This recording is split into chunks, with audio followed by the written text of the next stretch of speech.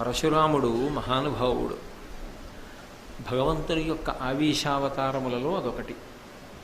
అటువంటి పరశురాముడు విలువిద్యకి సంబంధించినంత వరకు భీష్మాచార్యుల వారికి గురువు. తనకి గురువు అని తెలిసిన్నప్పటికీ కూడా అధర్మానికి తలవంచలేక, అధర్మాన్ని ఆచరించడం సుతారము ఇష్టం లేక, గురువు చెప్పినప్పటికీ కూడా అధర్మాచరణమునకు నేను అంగీకరించలేనని భీష్ముడు పరశురాముడితో యుద్ధానికి సిద్ధపడ్డాడు. ఇద్దరు శంఖములు పూరించారు. వాళ్ళిద్దరి మధ్య 22 రోజుల పాటు యుద్ధం జరిగింది. అసలు పరశురాముడి యొక్క విలువిద్యా సామర్థ్యానికి ధైర్యం చేసి ఆయన ముందు నిలబడడమే చాలా కష్టం.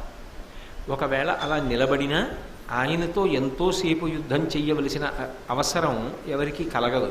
ఎందుకని అంటే ఆయన యొక్క శక్తి సామర్థ్యములు అటువంటివి.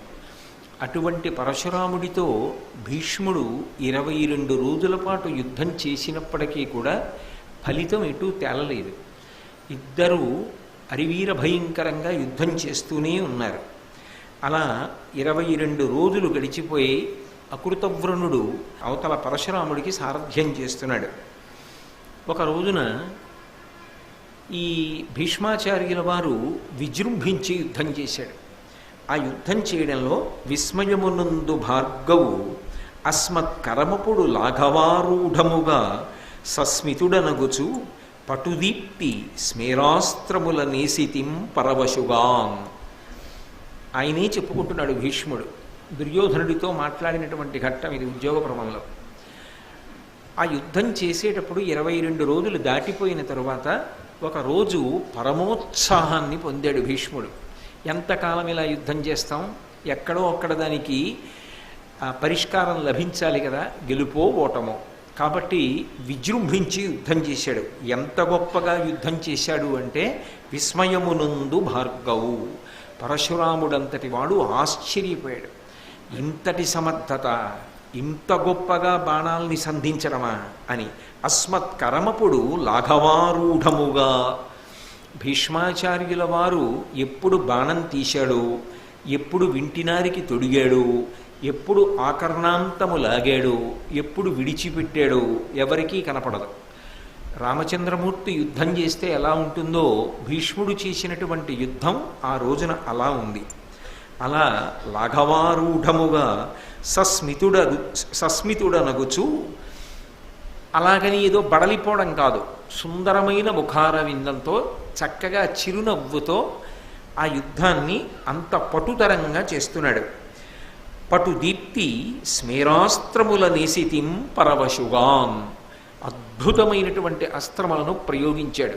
అటువైపు నుంచి పరశురాముడు కూడా అటువంటి అస్త్రములనే ప్రయోగించాడు. కానీ గురువుగారి శరీరాన్ని డొళ్ళగొట్టే విధంగా ప్రయోగించినటువంటి భీష్ముని యొక్క బాణ పరంపరల చేత ఒక స్థితిలో పరశురాముడు రథంలోనే మూర్ఛపోయాడు. మూర్ఛపోతే సారథ్యం చేస్తున్నటువంటి అకృతవ్రణుడు వెంటనే ఆయనకి ఉపచారములు చేసి పరశురాముడు మళ్ళీ తేరుకునేటట్టుగా చేశాడు. మళ్ళీ స్పృహ పొందినటువంటి పరశురాముడు విశేషమైనటువంటి ఆగ్రహానికి లోనయ్యాడు.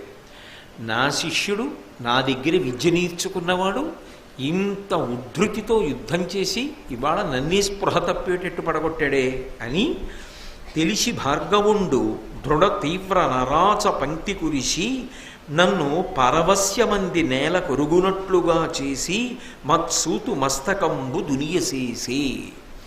పరశురాముడు కూడా అపారమైనటువంటి పౌరుషంతో, అపారమైనటువంటి పరాక్రమంతో తిరిగి భీష్ముడి మీదకి బాణములను సంధించినటువంటి కారణముల చేత ఆ పరశురాముడు ప్రయోగించిన నారాచ బాణముల వలన ఇప్పుడు భీష్ముడు మూర్ఛపోయాడు. రథంలో మూర్ఛపోయి ఆ రథంలోంచి ఒరిగిపోయాడు నేల వైపుకి.